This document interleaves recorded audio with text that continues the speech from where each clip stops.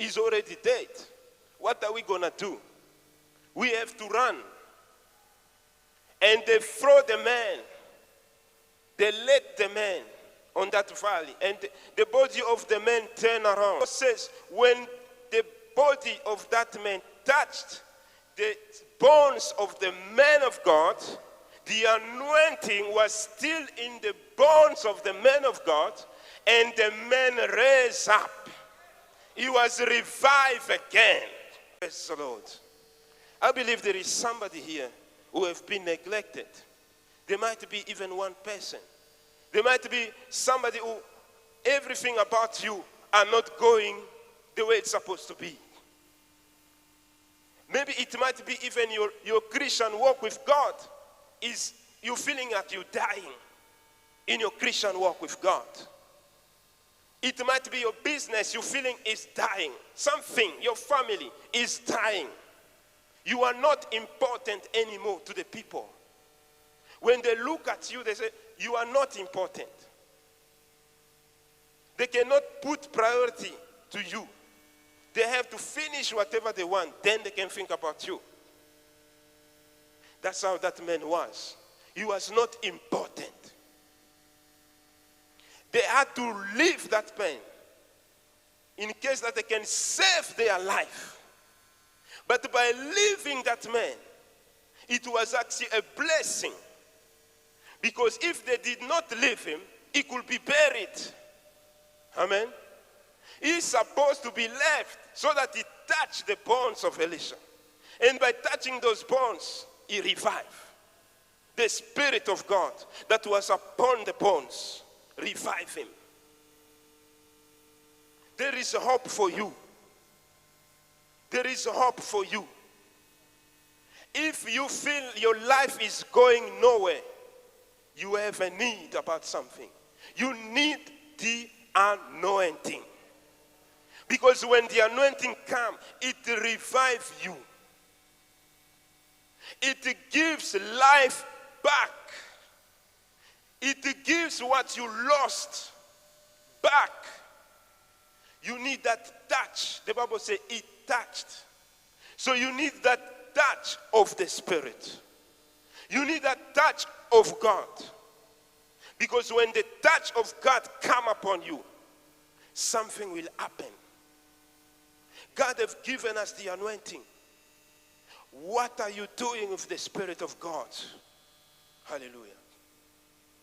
And the Bible says that Elisha, the man of God, died. He did not know what was happening. He did not know that somebody resurrected by touching him because he was dead. It was the bones that the person touched.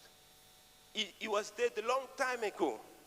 That person touched the bones and the Spirit revived him.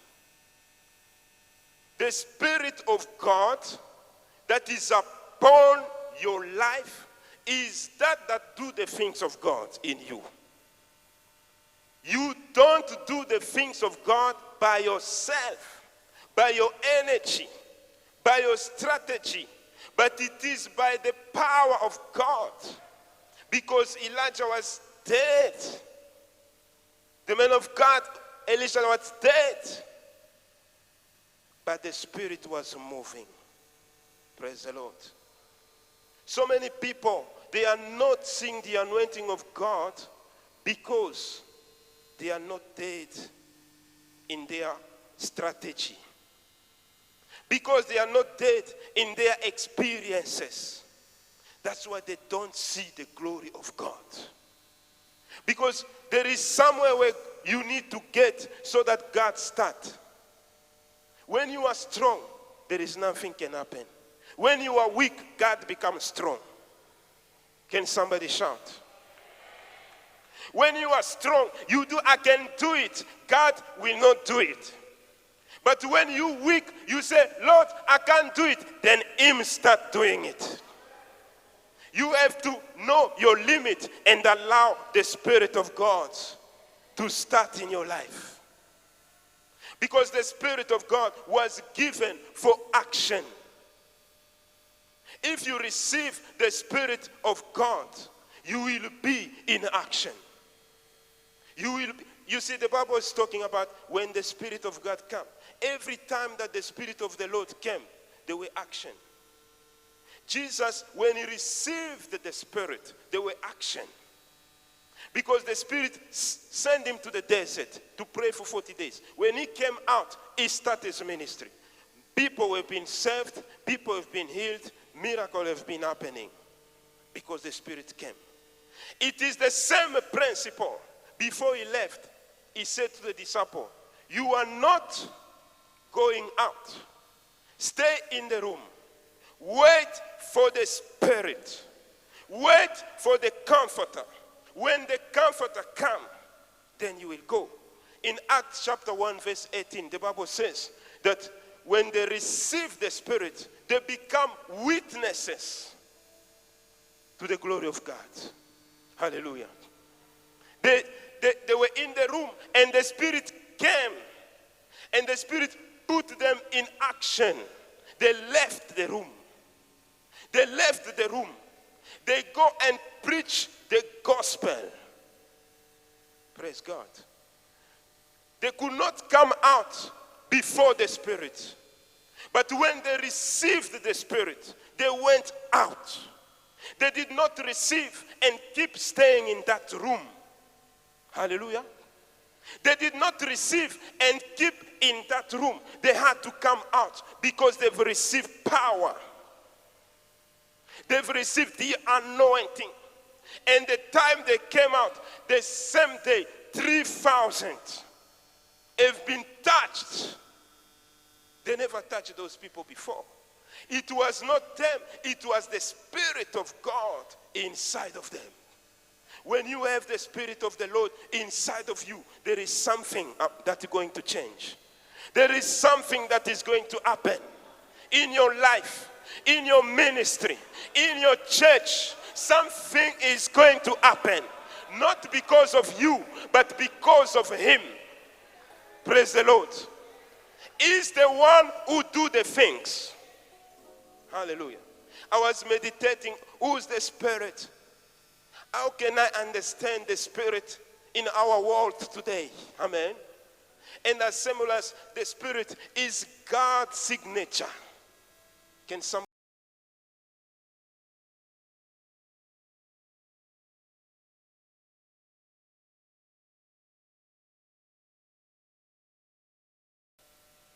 Any letter. Amen. You can say, no, the president sent me to do I don't know what. Where is the signature? Amen. Because you can tap the letter yourself. You need that signature. And this is how I represent the Spirit. It's not about coming together in the name of God when the Spirit is not there. You need the Spirit there. Then it becomes for God. Amen. God have to send. The Spirit is God's stamp on what you are doing. Amen. There must be the stamp of God. And it's the Spirit. It's more because the Spirit will do it. Jesus, when he came, he did not tell the world, I am the Savior. He was quiet. The Spirit. God said, the one you will see the Spirit coming is Him, the Savior. Jesus came, he was quiet. I also want to be baptized, amen. And the Spirit came on him. There is the Savior. The Spirit of God will testify. Because the Spirit is God's stamp on what you are doing. It's God's stamp on your name. It's God's stamp on your church. It's God's stamp on everything you are doing. I cannot preach without the anointing. It's going to be a dead preaching. But I will preach with the Spirit. When I preach with the Spirit, something is going to happen. Praise the Lord. Hallelujah. When you find somebody say, I'm big because I achieved this. Amen. That person does not know anything. You are not achieving anything for God. It's the Spirit of God that achieves things in you for the glory of God. Praise the Lord. If you pray for the sick, they get healed. It's not you, it's the Spirit of God in you that heals the sick. Hallelujah. Somebody shout hallelujah. The Spirit of the Lord. Amen. You have to understand that you did not receive the Spirit to speak in tongue. Hallelujah. Tongue is one of the physical manifestation of the Spirit you have received. But it's not the objective why the Spirit came on you. Human life, there is a limit. There is a place where you get limited. And when you stop there, the Spirit take over. Praise God. Because the Bible says, in the beginning, the Spirit was waving around. When God spoke, the Spirit started bringing things to existence. So the Spirit of God is coming, is upon you, is upon you. You have to know that you received the Spirit of the Lord. And if you did not receive the Spirit of the Lord, tonight you are not living the same, because you have to give your life to Jesus. Hallelujah. When you give your life to Jesus, then you will receive the Spirit. When you receive the Spirit, then you achieve more, much more is about to come in your life. There is more. There is abundance. There is glory. Let me tell you, the devil is not interested on the car you have. He's not interested on the house you have. He's not interested on the money you have. He's interested on the spirit you have. Hallelujah. Because when you get the spirit you have, you empty. There is nothing you'll achieve. The spirit is not cheap. The anointing is not cheap. Let me tell you, a man of God called Samson, he had the Spirit of God. He was achieving great things by the Spirit of the Lord. Amen. By the Spirit, he was achieving many things. And the Philistines, they were looking for him. Why? To kill him? No. They just wanted to take what was making him to achieve what he was achieving. Every time they were behind him, they put enemies next to him. Delilah next to him, to see how can we get what is inside of him. And one day they got the secret. It was the Spirit of God. Your hair could not be cut off, but that day they cut off. But let me tell you, they destroyed the secret of anointing of that man of God, but they didn't know what to do with him. He was still alive again. Amen.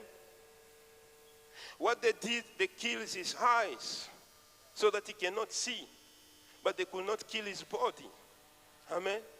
The devil, looking for this thing, is going to destroy your eyes. What is your eyes? It's your ability to see the future. Amen. You are walking without any hope. You feeling lost because you cannot see the future.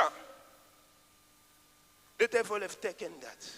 If somebody is full of the Spirit, he will see the future. In the Spirit, you will see 10 years from now. In the Spirit, you will see 15 years from now.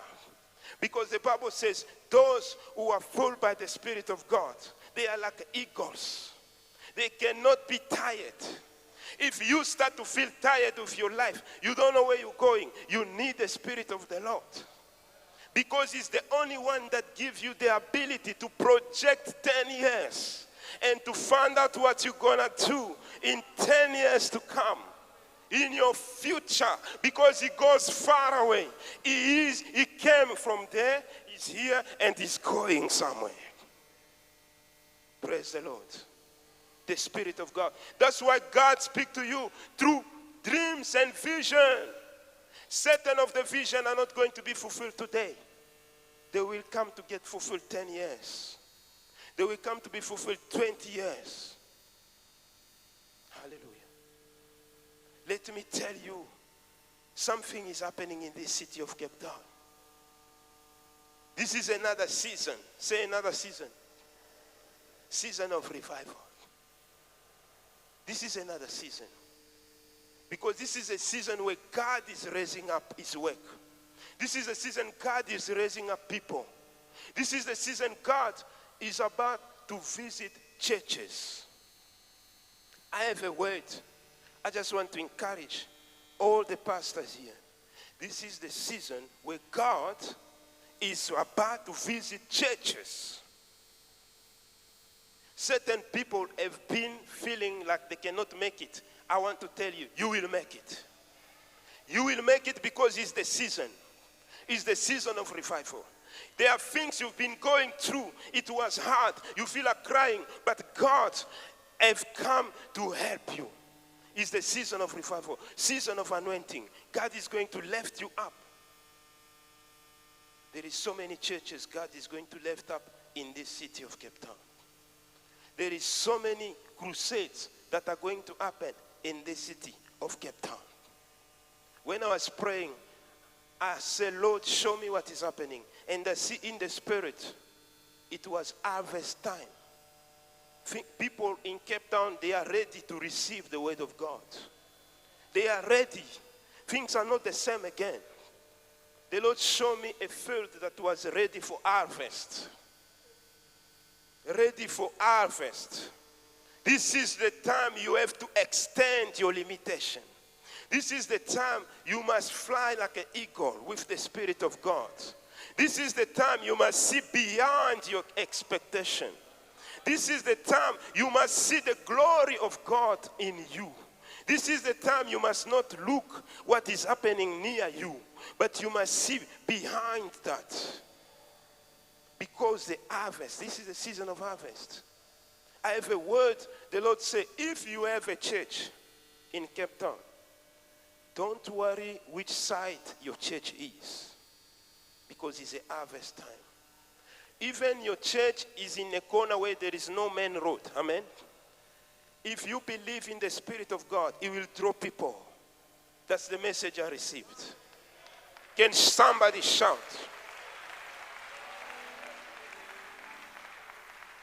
It's the season of revival. Stretch yourself now. Extend your limits. You go, go, go, go. Amen. It's time to go. It's time for action.